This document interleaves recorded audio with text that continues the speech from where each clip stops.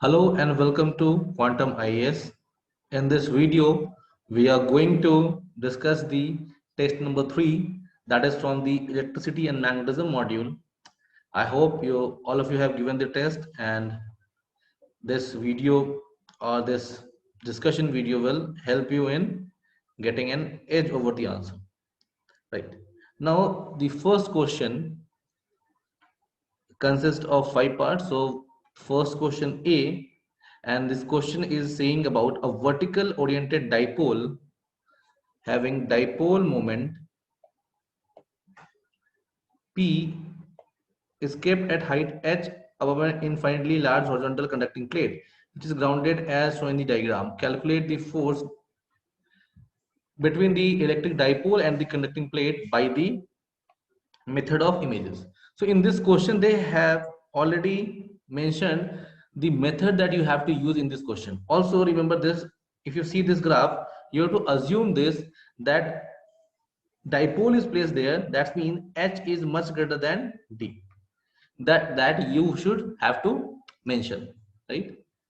Okay, now let's move to the question. So how we will write the introduction? So for the introduction, you have to write what do you mean by method of images. While writing method of images, you should write about the uniqueness theorem or the corollary of uniqueness theorem that make method of images a possible trick or technique to solve this electrostatic problem, or to find out the potential, or to find out the forces between them. Right now there are some limitations of the method of images, but we will see that also, right? So first of all, this dipole can be exchanged by this configuration, right? And this configuration is similar to this configuration, right? Why I'm saying this, why we can choose this, because we have to satisfy some boundary condition. If you're using the method of images, you have to make a configuration. This is the new configuration of charge, right? This is the new configuration and this was the old configuration. But one thing what is common between them, that both of them satisfy same boundary condition. Both of them are satisfying the same boundary conditions, right? That means if the potential here is 0 in this case, it is 0 here also in this case, right? So you need to see this thing, right? Now if you know this, then the question becomes easy. What do you have to do? This is one dipole, this is another dipole. We need to find the force between them, and this is what we can do with this formula. And this is the formula stating force on dipole placed in an electric field. Placed in an electric field, right? So this is the force on dipole placed in an electric field. So if you want to apply, write the force on P1, right? This is F1. It will be P1 and the divergence of E2, right? What is E2? So here P1 and P2 both are identical, so you can use any of them. So this is the electric field at an axial point, due to the dipole, and that we have put it here. And if you solve this, you end up this one, right? Now in 10 marks question, the first priority to write the conclusion is to explain the answer, right? And then if you have time and space left, then you can write the limitations of method of images here, right? So this is what we have explained the result, and we don't have much space, that's why we have not written the limitations. But you can write the limitations of method of images. And what are the limitations? That it may be valid for a certain reason, certain spaces, but it may not valid for the complete space, right? Also you cannot find out energy using method of images because it will not consider something. For example, what I'm trying to say, let's suppose if this is the charge the electrostatic energy of this configuration and this configuration will be different. Why different? Because the induced charge in this conductor cannot move anywhere, or the induced charge here is moving in potential what? V barabar 0. So there will be no energy in the induced charge, but here it will show some energy, right? So energy comparison cannot be done using the method of images, but it is quite helpful in finding out the potential, electric field and the force better. So this was for the 10 marks, right? So again, I am taking the normalization factor to be 7, right? 70% is what you have to consider at the full marks, right? If you're getting 7 or 6.5, this is a very good marks you're getting in this question. Now, I have made some colorful so that you will find it very easy to uh, recollect, or but in examination you should try to draw these things, right? And always try to put a box in the diagram. That will make your answer sheet very presentable. Now come to this question. This question is straightforward from the hysteresis loop of soft iron. Which iron material do you use for transformation core and why? Right? You can answer this in 1 or 2 line also. 1 or 2 line answer will be sufficient for this. But you have to write this in the 10 marks because they have asked in the 10 marks. So what are the terms you should write in the introduction?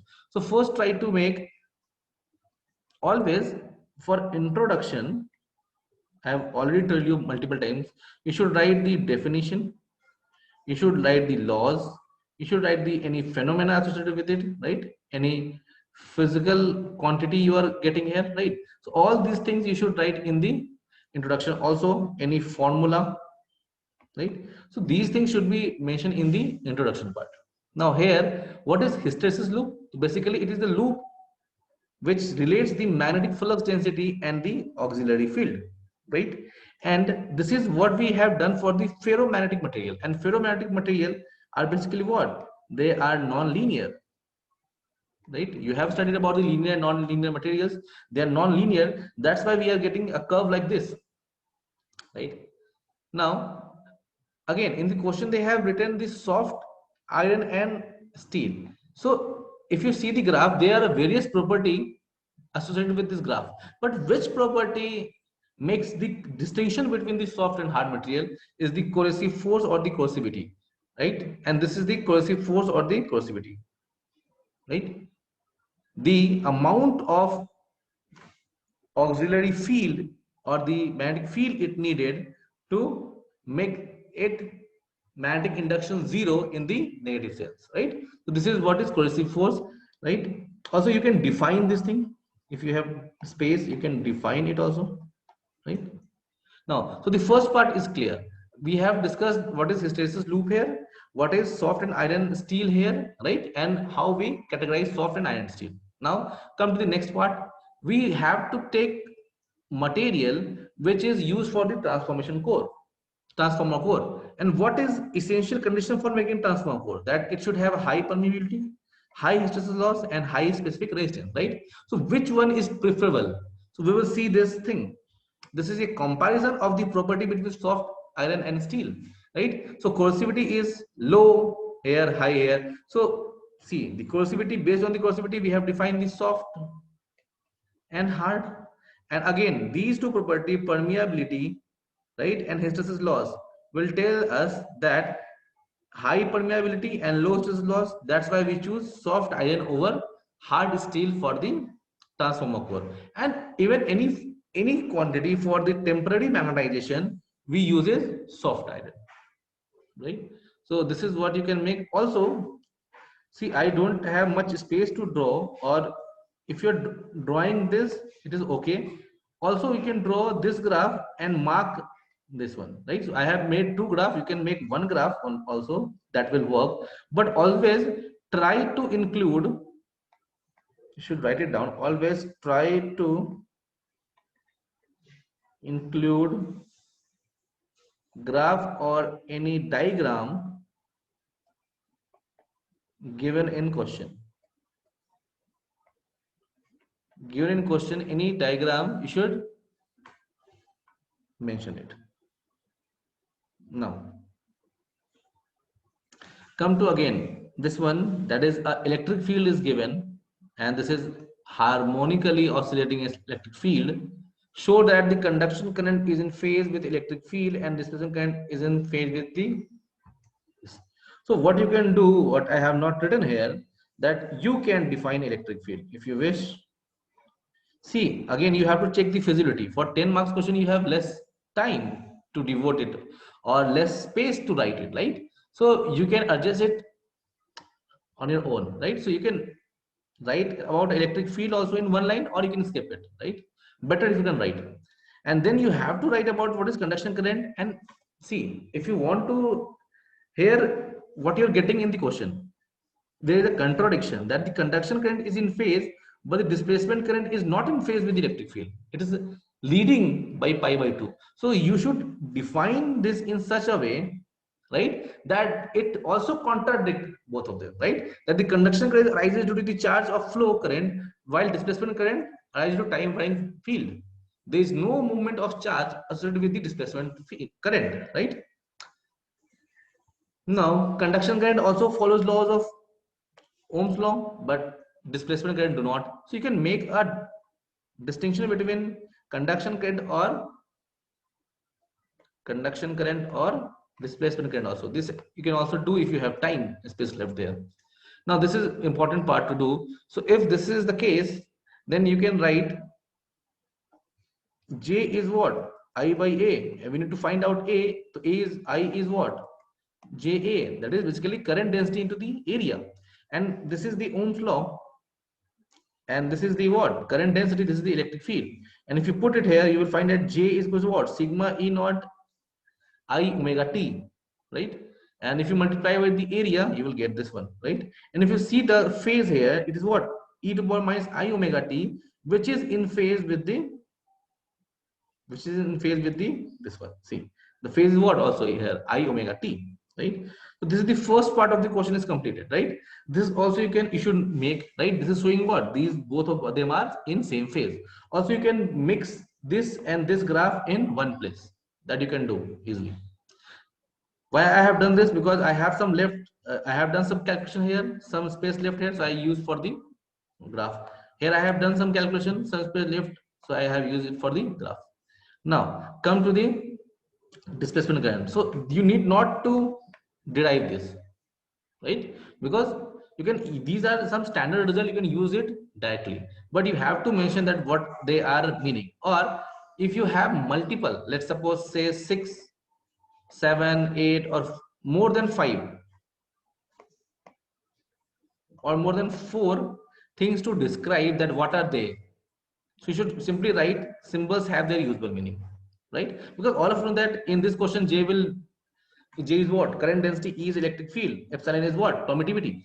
But still this is a tradition to write, that's why we write. Otherwise you have to write these symbols has their usual meaning, right?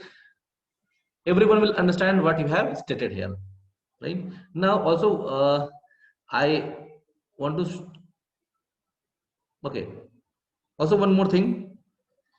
If this is stand for, this is what? Iota, that is equal to -1. So if you have used small I for the iota, then use capital I for the current, right? Otherwise use this for current or J for iota.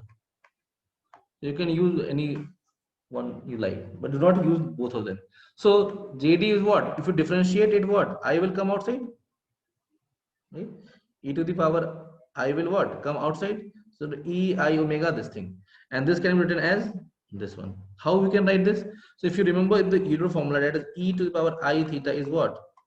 Cos theta plus I sin theta, right? E to the power I theta is what? Cos theta plus I sin theta.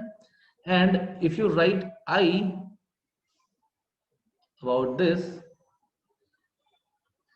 if you multiply I e to the power omega theta, what you will get? You will get cos theta plus I sin theta into I, and if you multiply the I, what you will get? I cos theta I into I minus sin theta, right? And it is simply equals to e to the power minus I omega t plus pi by 2, or I should write it here. Wait, I should write it here.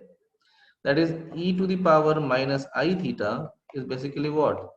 Cos theta plus I sin theta from Euler. Because see, some of you may find it difficult how we have concluded from here to here, right? So that's why I'm writing here. Now, what is I e to the power I theta? So it is basically I cos theta minus sin theta, right? I cos theta minus sin theta, right? And also minus sin theta plus I cos theta, right? Minus sin theta barabar I cos theta. Can we write in a different form? That is, it is cos pi by 2 plus theta, pi by 2 plus theta plus I sin pi by 2 plus theta. And using the Euler form, we can write it like this equals what? E to the power minus I theta plus pi by 2. And this is what means it leads by pi by 2, right? That if this is theta, this is what? Pi by 2 from this theta. If this line is theta, this is pi by 2 leading it, right? So this you should do here. Now if you have done this thing, now the next part is, this is the optical frequency, and this is the optical frequency of the visible range, right? Visible range, that is Vibrio range, you know that, right? So in visible range, conduction current will be much greater here, right? Conduction current will be much greater here, right? But above the optical frequency, displacement current also dominant, right? So before the frequency is very less, because if you have studied the Drude Lorentz theory of free electron theory, right? You will understand that how frequency changes the conductivity, right? How you have studied about the relaxation time here, right? And how this time period or frequency will change the conductivity here. But these things are not necessary to write here. You just need to write it down that for this part of radiation, sigma should be enough, that IC is much greater than ID. But if you will increase the frequency by a significant amount, then the displacement current will dominate, the conductivity becomes very less, right? So here the sigma upon omega is very high. Sigma upon omega is very high for frequency less than optical frequency, and very low for frequency higher than the optical frequency. That you should mention.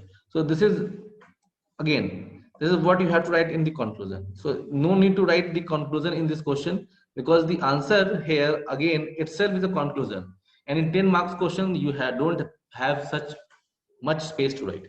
That's why I have written this answer myself, with seeing that it should fit in the one page, right? Although you have to trim some part of it also, right? You should also use your creativity, use your thing in this, but the layout will remain almost same. Now come to the second part. Find the capacitance of two spherical metal shell having radius a and b, right? So what you have to define, that what do you mean by capacitance? First, that it is the ability or property to store some energy in the form of electric field, right? So this is what is the qualitative definition is. And I always write qualitative plus quantitative definition, right? Qualitative definition, that will give you a feel what is it's actually like, and quantity will give you the formula or necessary mathematical equation that you need to solve the question. So you have to write both of them. This is very important. Now this is the formula, that C barabar what? Q by V. And this is what we are given with. We need to find it.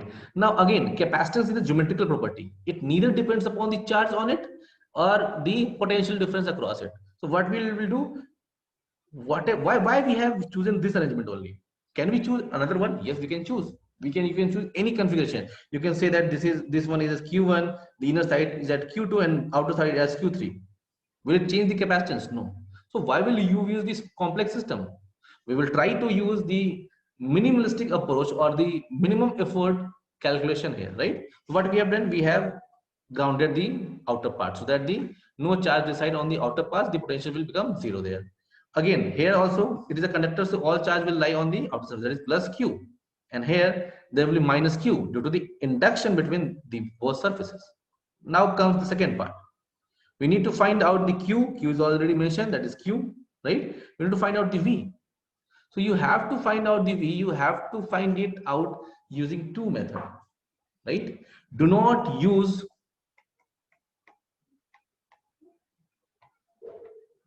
direct formula for potential. Do not use direct formula for potential. So you have two methods. Using the concept of electric field you can do, right? That is v equals to minus E dot dr, or using the Laplace equation you can also do. But I find that electric field method is very easy to solve in this question. Always use the easier one, right? Try to make your life easier, right? Because both of them are mentioned in our syllabus. So there's no need to show high fineness using the Laplace equation. Just use the basic term, that will suffice your work. So you need to find out the electric field. So electric field is given by this formula. All of you know that 1 upon 4 pi q upon r square. So potential difference is what? E dot dr. And if you find the potential difference between A and B, you will end up in this, that q upon 4 upon this.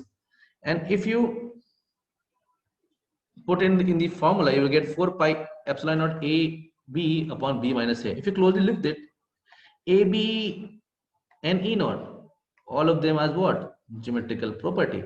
And E naught is what? Medium property. E naught is what? Medium property. Now again, this is what we have to write.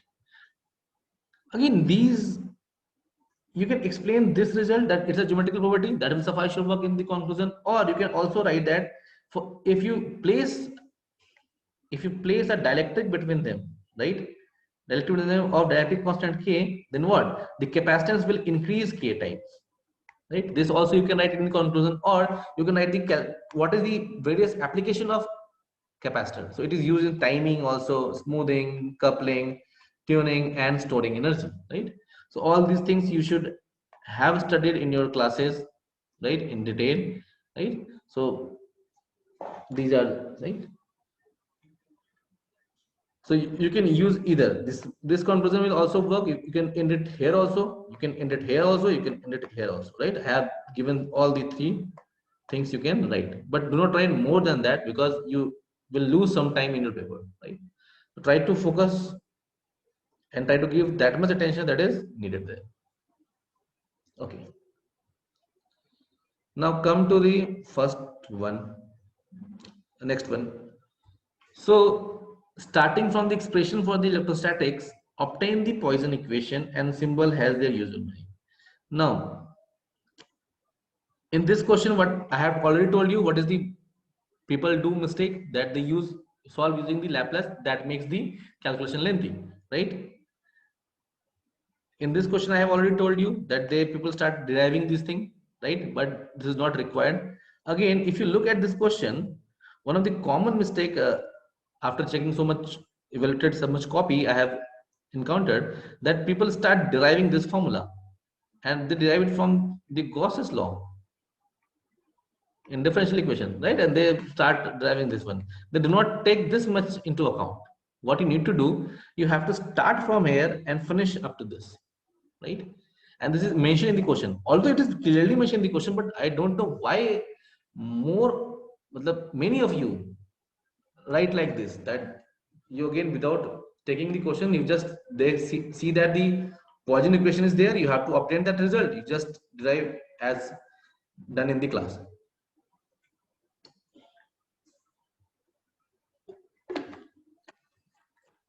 Okay, but here you have to take this into account. So this is basically the potential. You can write about the electric potential, definition of electric potential in the introduction, right? The amount of work needed from infinity to a point, right? This is what you know, without being accelerating the charge, right? Because if you accelerate the charge, it will radiate some energy, and we don't want to lose that energy, right? We need to that energy conserved between that process. So we will use this definition. After that, we will use this. One more thing, what you can write here, Then what is this? This is basically potential due to a configuration at a distance r minus r naught. So you can write one additional line here if you need, if you want to, right? Otherwise, I have see the directly given symbols have their usual meaning, and this makes life easier. Now, again, you can skip these part, right? You can do it in one line. You can do it in one line, right? I have written because I'm not going to write all the answer in the examination. You have to ultimately go and write. So if you can write this in one line, that is a very good thing. But if you can't, it is already inserted in the one page, right? It is already adjusted. I have adjusted these things in one page. Now we will using the direct function here, direct delta function, and you know the direct delta function that at a certain point of time it has the value, otherwise it becomes zero. So this is basically what direct delta function in 3 dimension is there, right? You have studied in the vector calculus, right? This is what is the result, right? And if you apply here, it will convert this into this one, right? So basically this is delta square 1 upon r is basically 4 pi del cube r, right? So this you need to, you can also write this formula also. I have skipped this because this was a very basic one. Now this one I have written that you should correlate between this, right? After this, suddenly you are writing this one, so you should correlate with this the formula. Now we have come to this one. We have arrived at this conclusion or the statement, that is that we have to prove in the answer. Now one more thing what people forget to write, that although it is given in the question, obtain the Poisson equation, but again you have to write that this is the Poisson equation, that you have acknowledged that this is the Poisson equation, right? Right? And what we do using the Poisson equation, we need to find out, we find out potential using this, or better one to write not only potential, we solve electrostatic problem in a charged region, right? And again, if you're anywhere, make it a mark. Anywhere you're discussing about the Poisson equation, you have to talk about the Laplace equation. Otherwise, it won't be complete, right? Now, this is what you have to write in the conclusion, that this is the Poisson equation and we can convert into Laplace equation. And what is the basic use of Poisson equation and Laplace equation, right? So they are basically used to solve some boundary conditions. They are used to solve some electrostatic problem, and if you're given with the boundary condition, you can solve any electrostatic problem. Electrostatic problem means that you can find out potential using this, and if you wanted potential, you can find out the electric field, and if you can find potential, you can find out the energy, and if you can find out the electric field, you can find out the force. So all these combination can be done using the Laplace equation, right? And it is a very theorem also, or well said, that solution to any electrostatic problem in a charge-free region is the basically solution of the Poisson equation, sorry, Laplace equation. So this is about the question number 1. So it was for 50 marks and all of them are compulsory to write, right? We are having 8 questions, and out of 8 you need to answer the 5. I will discuss all 8 of the questions, right? So what basically does that, you are going to write,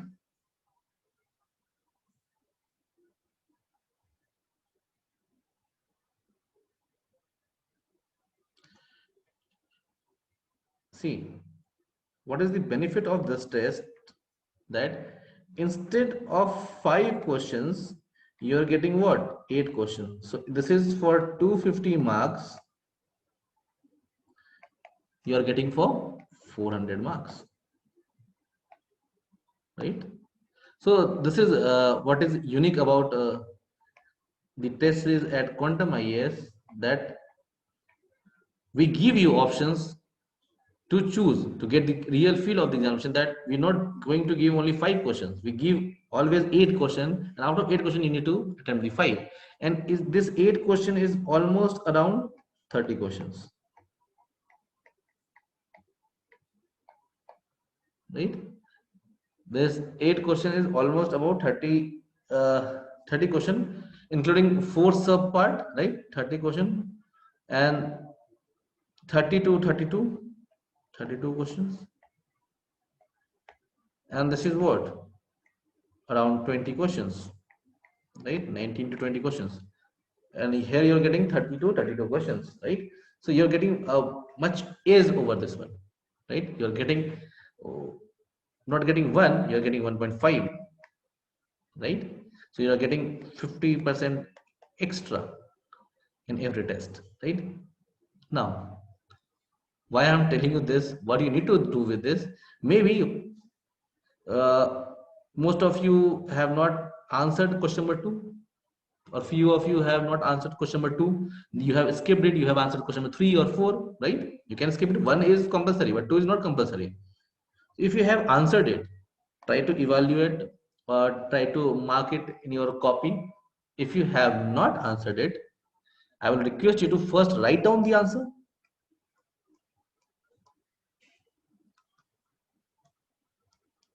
pause the video, write down the answer, and then compare it with this one, right? And then compare it. Do not only see the solution part. Okay, this is we are talking about this blah blah blah blah and this is the solution. No, it will not help you, because ultimately you have to write this in examination. And from my side, I have made the model answer very uh, implementable. What is implementable here? Very genuine, I guess. Genuine is what I have made hand drawn. So so let me tell you why I'm calling it as a genuine model answer. First is, it is handwritten, so nothing is copy pasted from anywhere, right? I have written each and every word from my own hand. That's why I have written only the relevant thing, right? Next one, hand drawn diagram. Why hand drawn diagram? Because if I can draw, and I have a very bad handwriting, I have a very bad handwriting plus bad drawing skill, right? But if I can make it a presentable, or if I can by any means I can draw this, you can also draw it, right? And if using hand drawn, if I use the some copy paste material from the Google or any diagram from the Google, that will not help you. That will make the model answer very interactive to look or very easy to see, but you cannot implement in the answer writing, right? So the main important thing is not only understanding. See, only the paper that you will, this is the paper you are going to write, and the answer that you will reflect here is only going to fetch your marks. The all the effort before that will go in vain. So no need to, if you're making your digital note, try to make it handwritten, right? If you're going to read anyone's notes, try to use the handwritten. Why handwritten by a proper source, right? Not for once, because this, I have not made this material for myself, I have made it for you, right? For the students. That's why it is complete. So one, it is the lacking behind handwritten material, that they are not complete, but it is complete. Why handwritten? Because it will be easy implementable, right? And that's why I am calling it as genuine. Next one, I try to uh, fit in page or word limit. I try to fit them in page or word limit, so that, see, if I can, for 10 marks question, if I am going to give you 2-3 pages copy pasted notes from different books or thing, that won't work. Why? Because you have already studied in the foundation batch. If you have already studied in the foundation batch, you are given study material there, you are given handout there, right? So from there you can see those things. Also in the lecture itself, I have taught you all these things, right? Or if you have taken coaching from any other institute or have studied from any other study material, all these things are very well written there, right? Physics is very beautifully written in every book. Every book is very well written, right? So what is the benefit of this test series or test? That it should be written in such a way that it should, you can directly use it in examination, right? If you practice, or if you see these answer 3 or 4 times, you can directly write the same answer in the examination, right? That is the beauty of this model answer, and that's why I call it genuine, and that's how it works, right?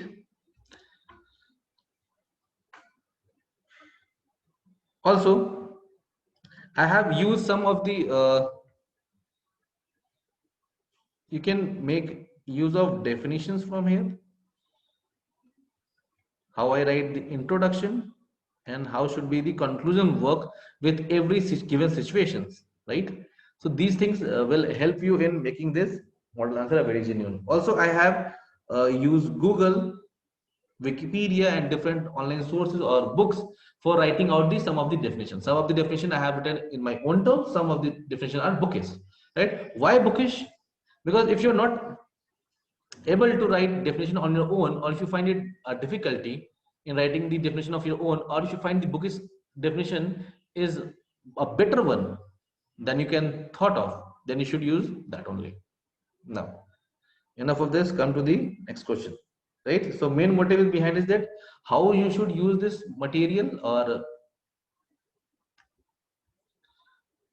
lecture or this recorded video or this material, that you first need to answer this question, and then you should see it from the PDF or from the video. Now, so this is the state Biot-Savart law and calculate the magnetic induction of circular loop of area A and current I, right? So this we have written about the Biot-Savart law. Actually, Biot-Savart law is given for the element, right? But I have written it for a loop, right? You can do it. There is nothing wrong with this statement, but ultimately Biot-Savart law is given by, this is dB. No integration is there. Mu naught I upon 4 pi dl cross r upon r cube. This is basically the Biot-Savart law, and it is given for an element, right? If you have a current carrying element, what will be the magnetic induction due to that, right? But I have written this because we are going to use this formula in this examination, and we are given a loop here, not a certain portion, right? That's why I have written this formula. Now, this representation I like because it takes a very minimal time to write. No need to write in lengthy statement, right? That where B is called as the magnetic field due to the loop. No, we have just, while writing like this, we have skipped many words, or we have made it a very beautifully presentable. So if you have any formula, try to write like this. Sometimes I write like this also, right? So this will give you a proper, or the evaluator also a proper clear cut mind that this boy know all things, right? This know that, okay, this is current in the loop, this is the elemental length in the direction of current. He knows that it is the elemental length, also he knows the direction. Otherwise, these all things will take your one paragraph. Also, you can write about this integration that I have seen. In the above formula, integration is done over the loop along with the current path in the direction of flow, or simply you just take out like this, integration over loop in direction of flow, right? So you will save these words are saved, right? See, thus you write here integration along the current path in the direction of loop, right? So this way of writing the formula is good enough for this UPSC. Now you are given with the formula of area and current is given. So the final answer should contain the area and current. That you have to mention. That most of you have studied the formula of circular loop in terms of the radius, but here we are given with the area. So you need to write the area here. Also, do not change the, for example, see here I have made the mistake that I have used the small I. Try to use the capital I because it is given in the question, right? This is not mistake, but these are small things that you should be careful about. Here I have used. Okay. Now come to this one. So this is the circular loop given, right?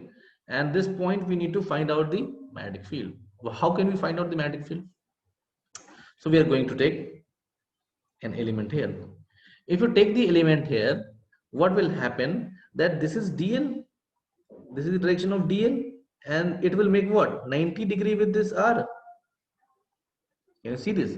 Because dl is what? Tangent to that, and any point from the axis to this will be perpendicular to the tangent, right? So the angle between them is pi by 2 that I have mentioned here. The angle between them dl and r is what? Pi by 2, right? Now, next thing what you need to understand, that this is r, the dB will be what? Perpendicular to r, right? It is what? We do dl cross r. So whatever the magnetic field, dB will be perpendicular to dl as well as the r. So let's say if this is theta, this will be what? 90 minus theta. So again, this will be what? Theta degree. Now, although it's a symmetrical object, circle is what? It's a symmetrical object. And through symmetry, if you take same element at the diagonally opposite point, sorry, or diametrically opposite point, this is what? Diametrically opposite, you will see that this will be r, right? This will be r, and perpendicular to this you will get the magnetic field, right? And if this is the magnetic field, this is the theta, you can see that dv cos theta, the horizontal from here, and dv cos theta from horizontal from here will cancel out each other, and we are left only with what? In this direction, db sin theta, right? db sin theta, right? Now this is basically db sin theta. The horizontal is what? db sin theta. So this is what dB is. Note I by 4 pi dl r upon I. So try to use capital I here. I have used the small I, but I guess I will change it. I have not changed it. You should use the capital I, right? Because it is mentioned in the question, you have to use capital I, because I have a habit of using this as current, so I have done here also. But you should not do that. Learn from the mistakes. So now dl cross r. See, this r is constant. This r is constant here. Why constant here? Because this x is constant. At a point on its axis, that means we are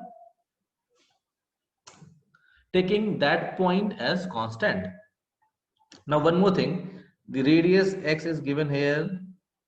dl cross r will be what? dlr. R upon r, it will become r square. Angle between them is 90 degrees, so it will become 1. Now mu naught I 4 pi sin theta r square, all of them come out because r square is constant and sin theta is also constant. Why constant? Because x, r and r is constant, so theta is what? Constant. Only you have to indicate what? dl. dl over loop is what?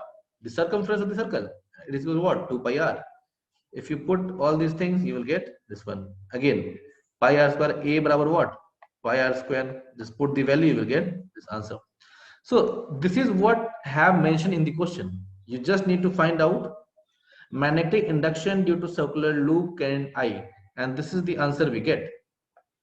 Do we have to stop it here? No, because it's a 15 marks question, and if we have space left, we have to do additional, or we have to use the some part for the conclusion part, right? Even for the 10 marks, we should write only this, but we have to write where is the direction, right? It is along the axis, right?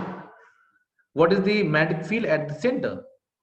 See, they have talked about the axis, right? There is a special case x equals to 0, and this point also lie on the axis, which is the center. So we have written about the center, and always try to make graph in electricity and magnetism wherever is possible. So this is this graph. These are the feature graph. This is symmetric graph. This is B maximum at the center, and direction is same everywhere, right? At any point of time, any point in the axis, direction is same. So we have made this graph, and we will conclude using this graph, right? Also, you can write one more thing that I have inserted here, that you have studied that you not use circular. We use circular loop. So this is something like circular loop, right? N turns is there, N turns is there, but this should be a very thin loop, right?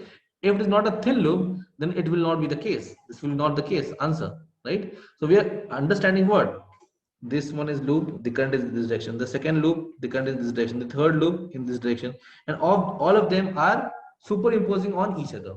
That's why the magnetic field, all of them will be what? N times. N times is what? Number of circles there, because all of them are moving in same direction and having the same magnetic field at the center.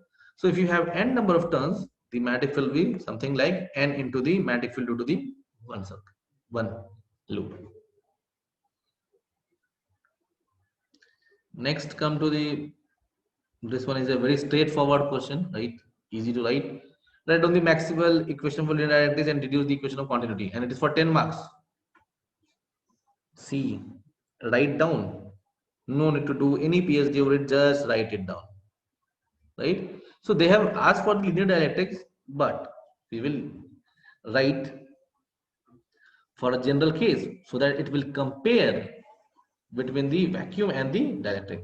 So we have written the Maxwell equation here, and for the linear dielectrics we know this formula. So any dielectric following these formula are called as linear dielectric, right? And in our course we are considering homogeneous isotropic linear dielectric. So in our course or in our consideration, we are taking homogeneous isotropic linear dielectric, and they should follow these relations. Now, the Maxwell relation for dielectric, you can simply write like this, is this, right? So the first part is clear. Right, on the Maxwell equation for dielectric, this first part is clear. We need to find out the second part. Deduce the equation of continuity.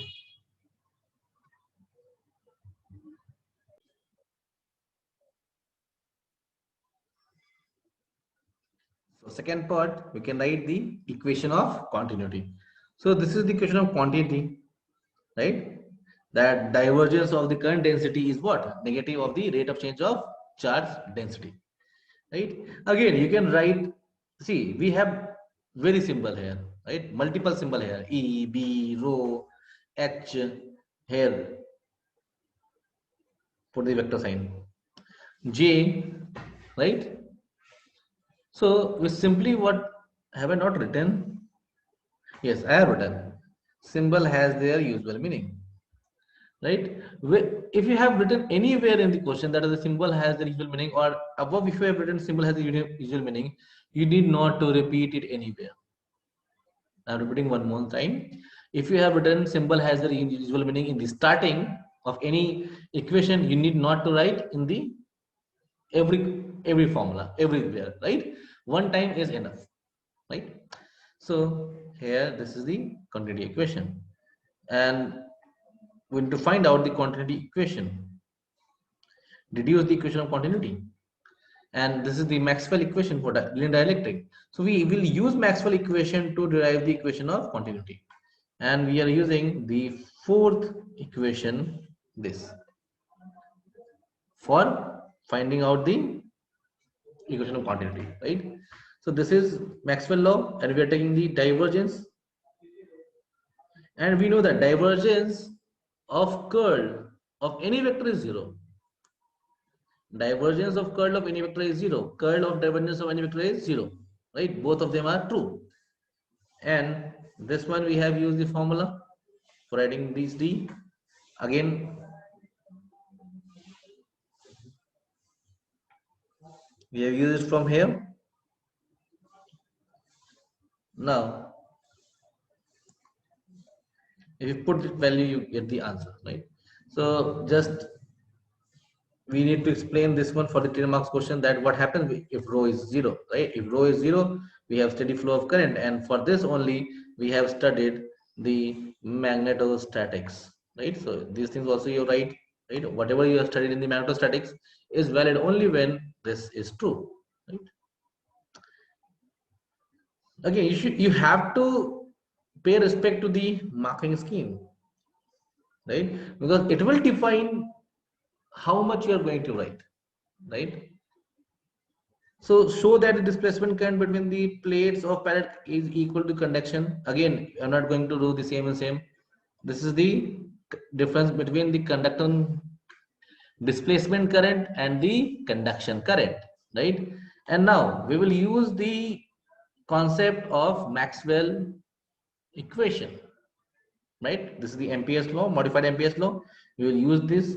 ZD is something like this, right? Now we know that this is what the conduction current, dq by dt. We know this thing. The rate of change of the charge through the wire is the conduction current, and we know that this is JD. JD is what? Current density, displacement current density. This is what? Displacement current density. So considering it as a linear dielectric, always remember linear dielectric or vacuum. Or vacuum we are treating, right? The space here is what? Not filled. Either it is vacuum, or even if it is filled with linear dielectric, this will suffice our work. What you have to just change? Epsilon naught will change with the epsilon only, right? Are you getting the point? If the same question asks you in something like that, if it is filled with the dielectric material of E permittivity, everything will remain same. Just you have to put this as epsilon, right? Now, so what it become? dE by dt, right? And what is E? E is basically sigma upon epsilon naught, right? Between the plates, you know that if you have a conducting plate, you have sigma upon 2 epsilon naught as electric field. And if you have two plate, it will become what? Twice of this in this region. So you are having a electric field at this position, right? I don't know why it's not working. So if this is the plate, it is having sigma upon 2 epsilon naught here as electric field plus sigma, right? And if you place a negative sigma here, what will happen? Again, you have to twice the electric field again will be between this one, right? This is the capacitor, right? Now what we have written here, sigma upon epsilon naught. What is sigma? Q upon area into T, and you just, if you put it here, you will get what? Q upon A E naught and A naught. They will cancel out each other. QT by dt. That is goes what? Conduction current, right? So I have written this one also. This relation holds even true if we insert linear dielectric between the capacitor. And this is how you conclude your answer, right? You have proved whatever the written in the answer. You have to write a one-line conclusion, and that is suffice the work. That examiner will know. Okay, he know the thing that if we have used this equation to come to this conclusion, you know that even in for the linear dielectric it is valid. That is, for non-linear dielectric it is not valid. You have stated it clearly if you are writing this equation here. Now, this was for the second part D. Again, come to this one. Two conducting planes intersecting at right angles to each other are kept at potential. Find out, calculate the potential at a point in space if the total charge on a plane of area alpha BQ. I don't know why it's an easy question and people fail to answer it. And they fail to answer due to some of the confusion in the examination. Which method to use? Is it we are going to use the Laplace or method of images because conductor is here, right? Plane conductor is here, or the simple electrostatics formula here, right? So I will tell you, use the simpler one, make life simpler. It's a 15 marks question. You have to write something.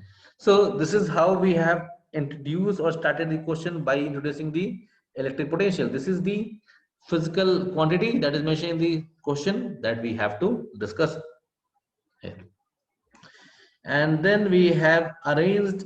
So they have not talked about the arrangement, how it is placed. So I have also, they have not talked about the point.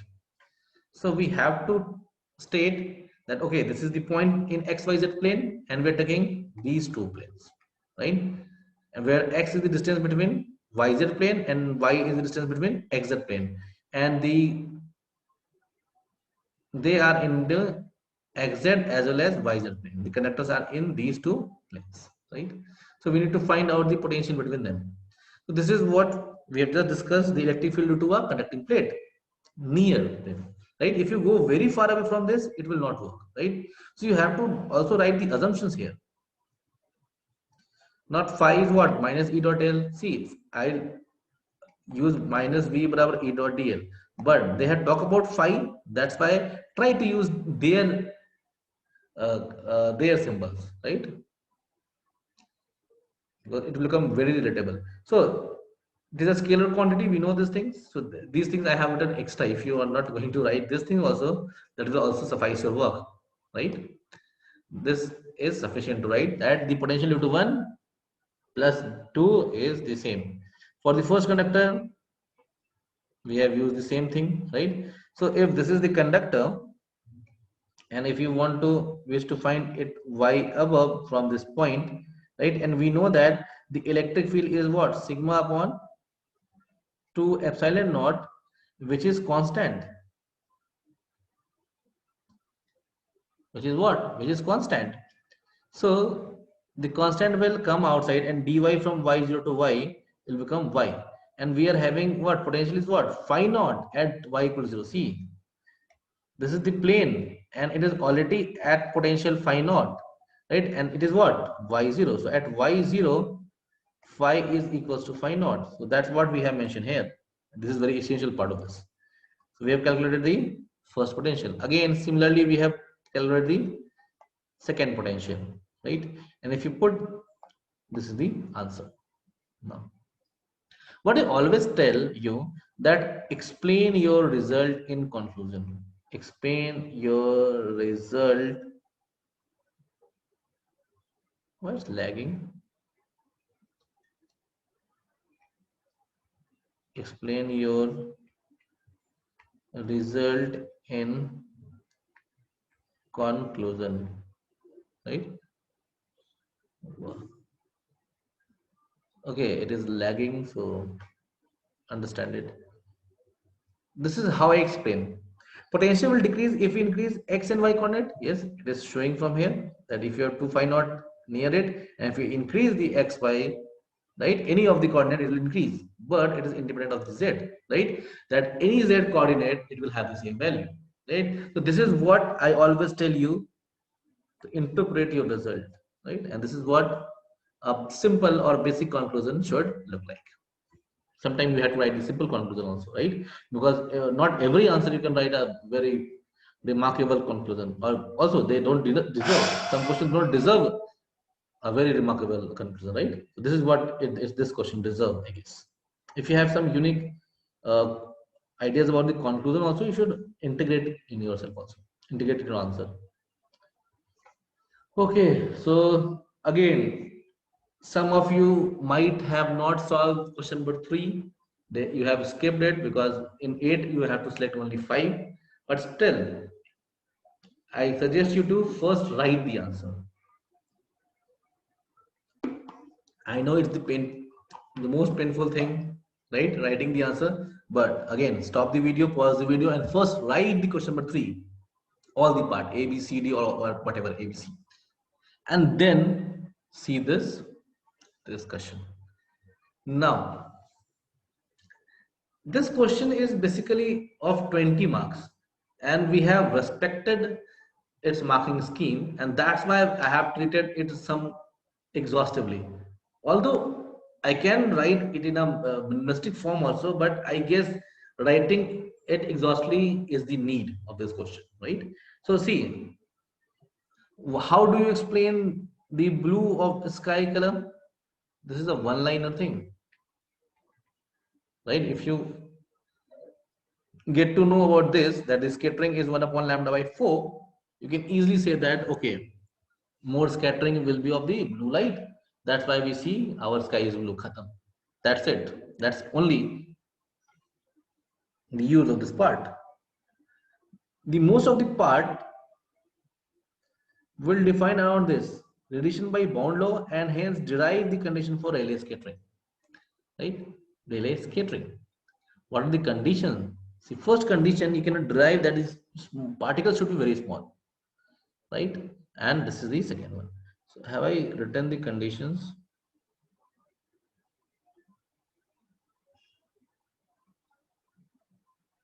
Yes.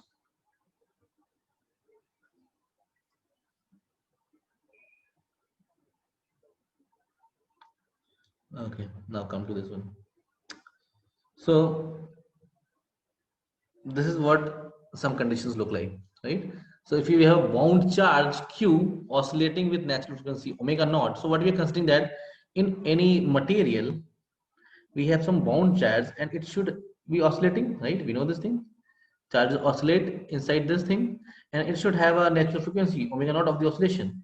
But what happen if you do the force oscillation, right? If you do the force oscillation to a system, the system will oscillate to the frequency, a new frequency, right? System will oscillate to a new frequency after the steady state, right? So again, I have written this one. I have solved it exhaustively, but you can skip this part, right? You can easily skip this part. That this should be the equation, differential equation for this oscillation. So it will contain two parts. One is this solution, this solution. Now, what is important here, that at steady state, right, the complementary function will die out due to the damping, and after continuous spectrum will take place. And this is the essence of this question, the condition for this one, right? So what we need to do, we need to skip this part, right, because it will die out. So you can skip this the solution of this one, or simply write out these conditions and reach up to this one, right? So if this is the displacement, right, and this displacement will be what, imparted as a dipole, and the dipole having dipole moment can be written as this, where P naught is given by this one. So I have done this exhaustively, you can check it here. Now the intensity of the scattering by a dipole is given like this, right, where theta is angle of scattering. I have written the symbol has the usual meaning. Almost all the books have used the same formula, and this is the intensity of the incident, right? Half Q naught E square, right? And if you divide it from this, you will get the differential cross section area, or the probability of getting the particle or the scattering of the particle through that small d omega, this solid angle. This is what differential cross section area means. But we need to find out the total scattering. So this is what we find out the total scattering. Integrating over, where have I done the integration?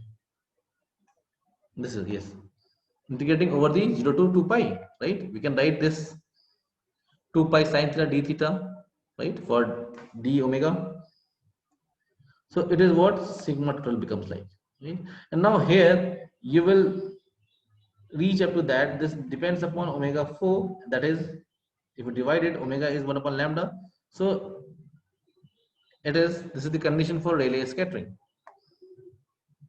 right? Then omega naught is much greater than the omega, right? And the particle are small compared to the wavelength. So if you reduce this formula, you will get up to this one. And omega naught is what? The original frequency. So it will depend upon the omega. Omega is what? The frequency of the incident radiation. And the angular frequency is what? 1 upon lambda. So you can say that the amount of scattering, or the intensity of the scattering, or the probability of the scattering is 1 upon lambda 4. And you should make this graph also, right? And from this one can easily say that if the lambda is very less, the scattering will be more, right? And in case of visible length, what happens? We can see only the visible length. You can say that, okay, why only blue? Why we can't say any lesser wavelength, right, than blue? Why can we say that ultraviolet is? Why it is so? Because we can see only the visible range, and the visible range, blue has the least wavelength. So yes, I have written in the visible range. So it has the least wavelength in the visible range. Okay, whatever look like blue, we call it blue. There are different shades of blue, right? But all of them we call that blue. So blue having the least wavelength in the visible spectrum, so it will scatter more, That's why we see it, right? Now, what is the important takeaway from this? Because you have to talk about the bound charges. Bound charges are something that are confined in a region, and see, they are oscillating with some frequency. And if you impose something over there, it has to oscillate in that system. It cannot leave that system. And that is the essence of the force oscillation here, right? That is the essence here, right? Because the electron cannot leave the system here. See, like this, if the spring is connected to a mass, and we know that the spring cannot break, and if you apply the force here, it have to oscillate according to the force applied, but it cannot leave the system. And the same problem is with the bound electron. They cannot leave the system, so they have to oscillate according to the incident radiation. Or incident radiation means what? Incident electric field. Okay, so first of all, you should write about what is bound charges in the introduction, and then what is Rayleigh scattering, and the simpler one, right? This makes clear that okay, the guy is knowing what thing he have to achieve. So in the first paragraph itself, you have made it clear that what you're going to achieve. And if you have written this thing, all feel okay, blue will have the same.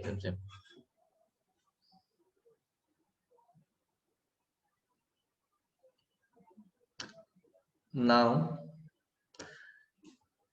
UPSC nowadays are going to ask a very smaller or simpler question nowadays that literally should not be asked in 10 marks. There should be a 5-marker question. But you have to write it like a 10-mark question. So what you have to write?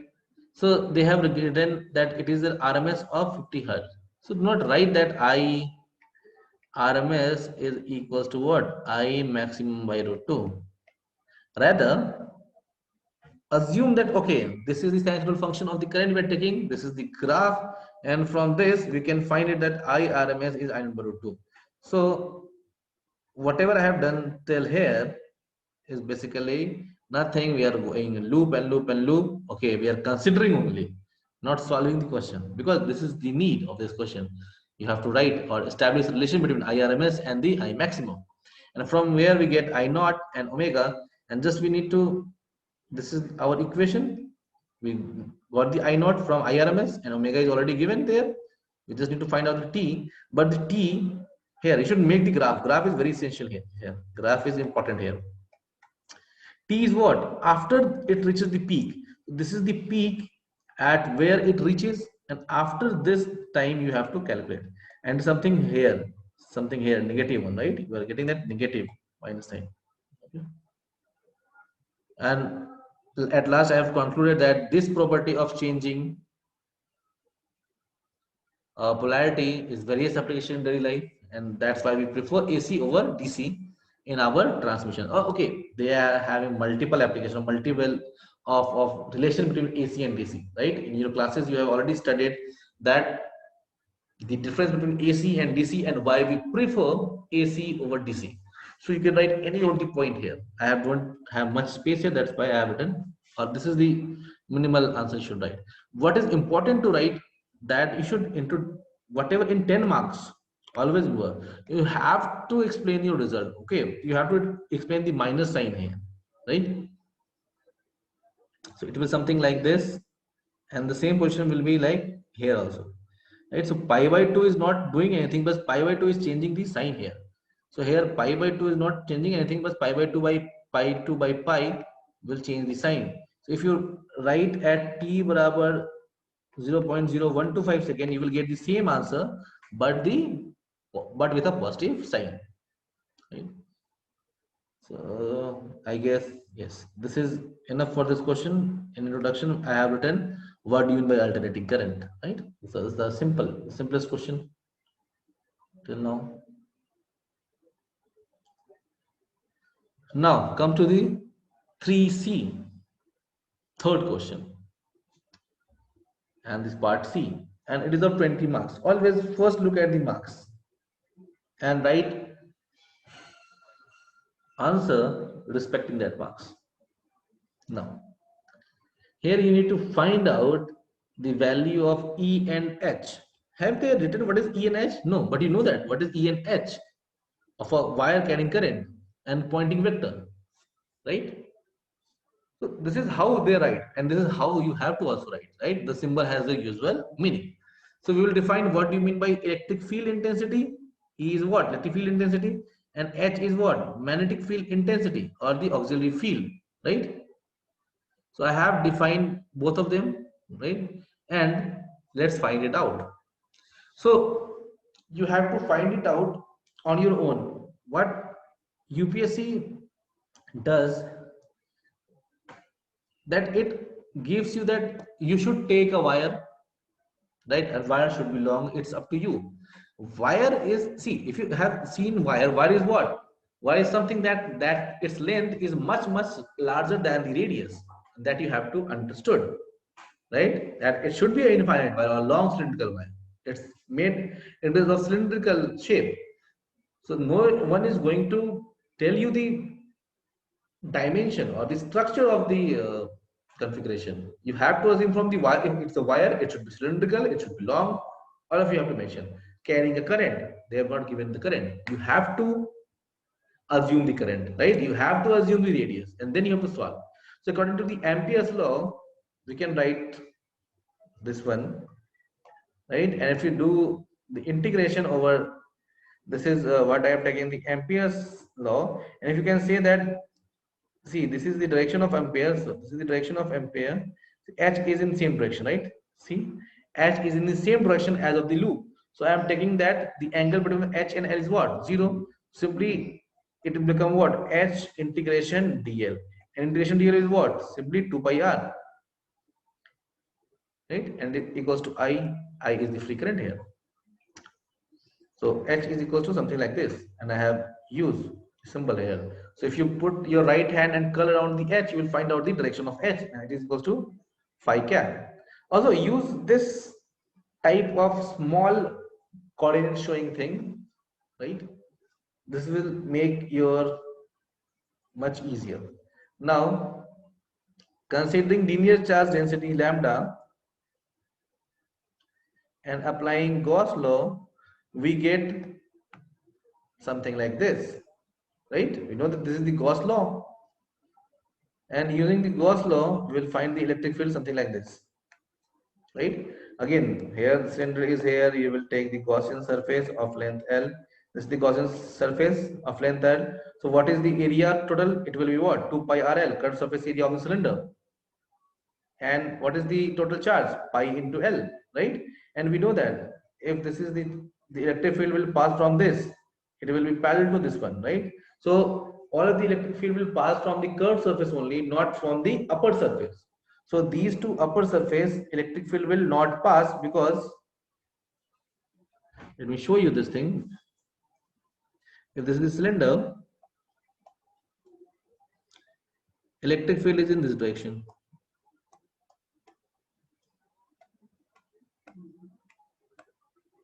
And if you say the normal is in this direction, the normal is in this direction, the normal is in this direction, the normal is in this direction, right? So what will happen, that this surface will not give flux, this will not give flux, only the curved surface will give flux. And that's why we have written here area is 2 pi RL, right? And if you find out V will equals to this one. V is what? Minus E dot dr. And if you find out the P is what? If this is a wire, what is the power? All the power given to resistance, it lost to the surrounding, right? And this we have to prove.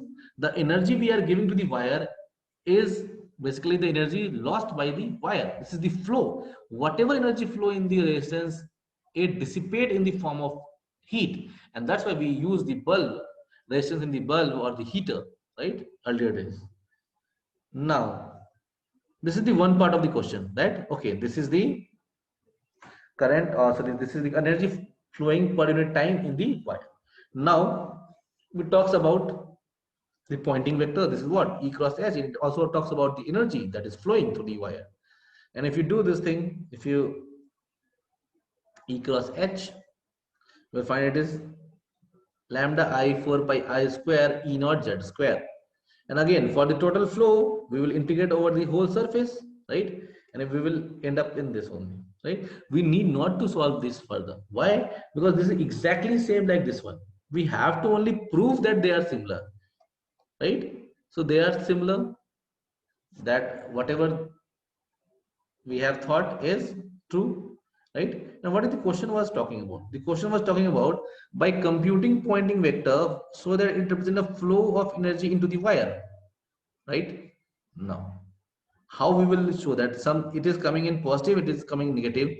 What is showing that the energy this flowing in this is, let's say, equals to E, that we have calculated, and energy dissipated from the wire we have calculated is at minus E, right? And both of them are complementing each other. Why? Because whatever the energy flow in the wire will be dissipated in the space. Why? Because resistance always dissipate all the energy it takes, right?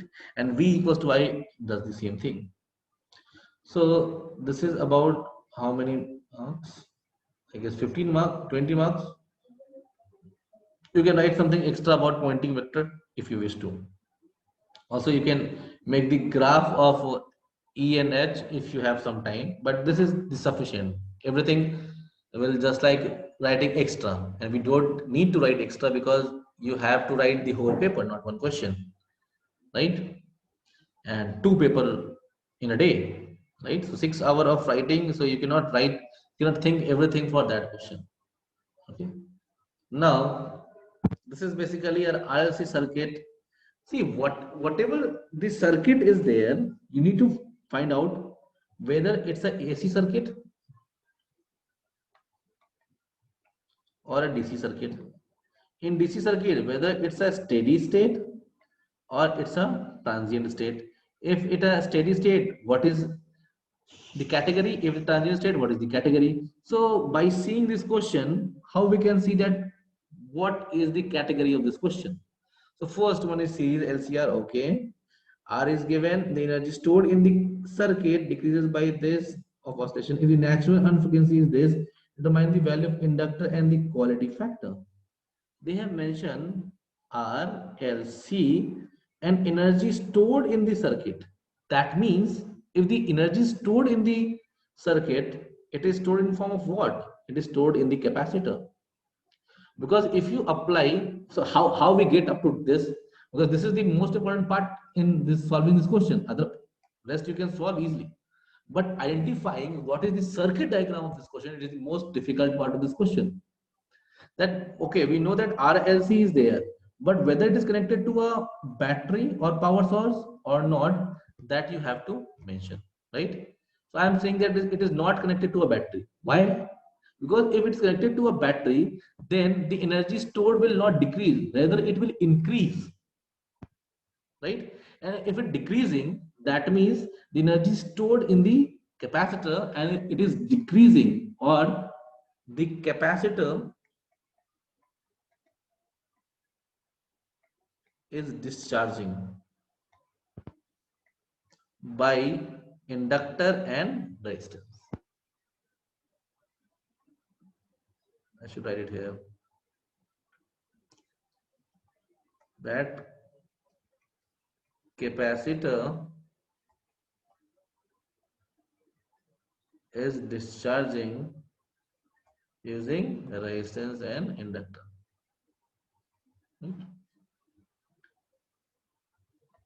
So if you figure out this, this is the diagram. RLC and capacitor is discharging. Then comes to find out the equation. Now, two way of writing the equation. You can equate the potential, that the potential of this capacitor is equal to potential of resistance and L, or you can use the Kirchhoff's rule. Have I written it? Yes, Kirchhoff's voltage law. But you should be careful that KVL is for steady current.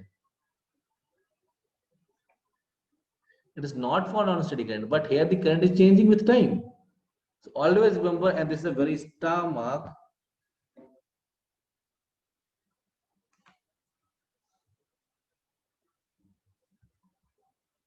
you should mark it right.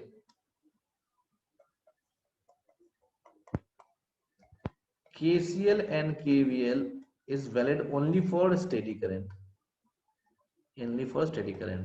But if you are using for non-steady, sorry, for non-steady you cannot use. What you have to mention that at particular instant. At particular instant when t barabar t, right? If t barabar t, let's say y equals to sine omega t, and if it is what? It is constant at t. If you put the value t barabar t, it is constant at that instant, right? So for a particular instant, everything seems to be constant. Otherwise, you cannot use the Kirchhoff's law, right? So for the sake of writing the equation, we have used the Kirchhoff's law at that instant only. And then after these things are not according to the Kirchhoff's law, these are just mathematically we are solving that equation. Now, if you see that, it will again, you will come to this differential equation. I guess all of you know this thing, right? It is something look like the damping, right? Damped oscillation. Okay. And here from this charging, you will get your answer. Right? So for this damped oscillation, let's q barabar a alpha et. So dq by dt barabar will be what? A alpha e to the power alpha dt, and d square q upon dt square will be what? A alpha square e to the power alpha t. Right? And if you put this, you will get a quadratic equation in this equation. And if you solve this equation, you will get the value of alpha. And if you put the alpha will contain two things, right? Minus b plus minus b square 4ac upon 2a from the quadratic root, and you will get that this is the q, right? And for the damped oscillation, this is the case, right? And if the damping is very small, it can be that is very small than this one.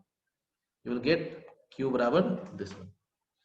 Now, so all of this we have find out to make the boundary of this question, because the main question is talk about the energy. So why have we talked about Q? Because energy is what? Q square by 2C for the capacitor, and it is what? Decreasing. This is the what energy is, right? And if you differentiate the energy, what you will say, let's say it is equals to E naught, right? So here E equals to E naught e to the power minus 2 kt, right? So what is dE by dt? dE by dt was minus 2k E naught e to the power minus 2 kt. It is what? E. So that's what I have written here, that dE by dt is what? Minus 2k E. And then you can, then according to the question I have put the value. What is there in the question? The question is saying that the energy stored in the circuit decreases 1% of the oscillation. That means decreasing, that is rate of change of energy minus sign saying what? Rate of change of energy, that is energy is decreasing, that is 1% of the energy per unit time or per unit oscillation. And then just put the values, all the values are given, right? Also, you will find it out that omega naught whole square is much greater than r square by 4l square. So you can ignore this one also, right? You can ignore it at first also, at last also you can ignore it, right? So from anywhere you will get the same answer. Now, next comes the quality factor of the circuit. So you need to find out what is your quality factor, right? And for this very small oscillation, you can simply write, if you don't have time, just write this equation, that q barabar omega L by R, right? All this stuff I have done is it is basically extra. You can skip it if you don't have time. But if you have time, because this question is for what? 15 or 20 marks. 15 marks, right? So you can skip. You can skip. You can skip this part.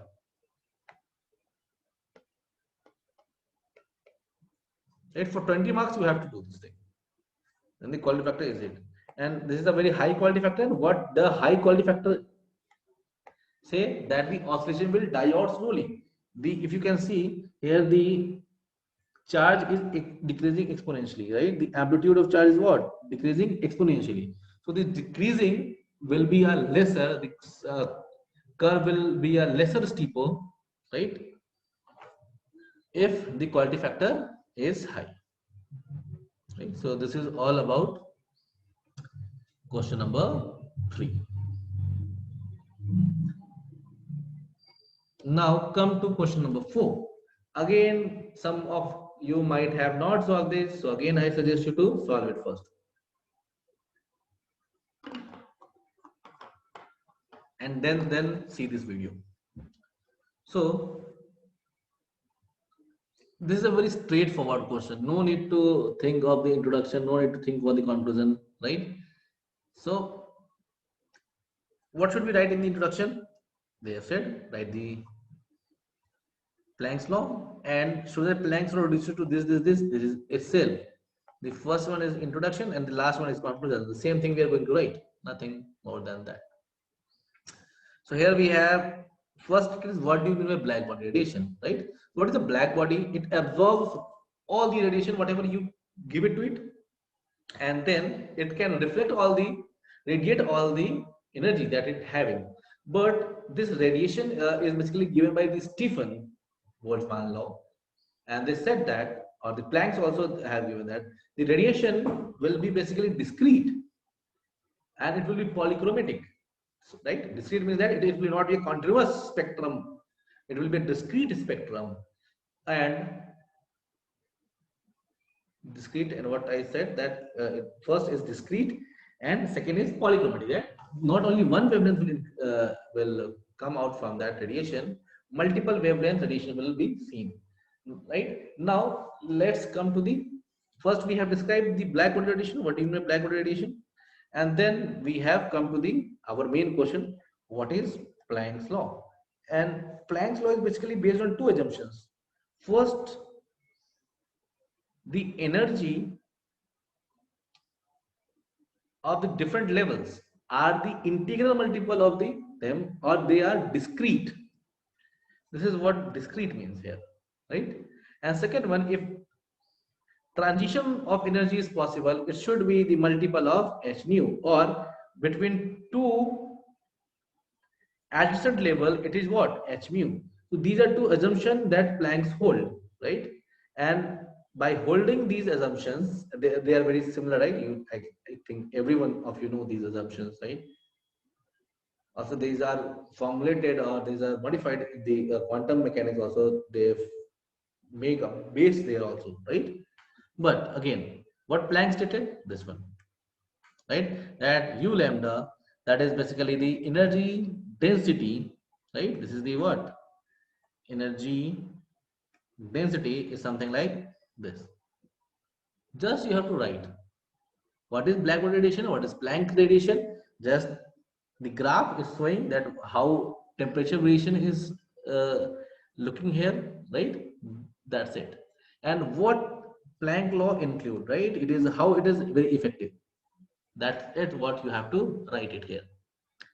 Now comes to Wien's displacement law. This is the Wien's displacement law, and this is what the Wien's displacement. You can write about this also first here, right? But no need to waste the space, because the same thing we are going to write in the next line, that it is the distribution according to the Wien's, right? So this is exactly what Wien's tell about the distribution at a smaller wavelength, right? And that if you put ht by much greater than lambda, it means what?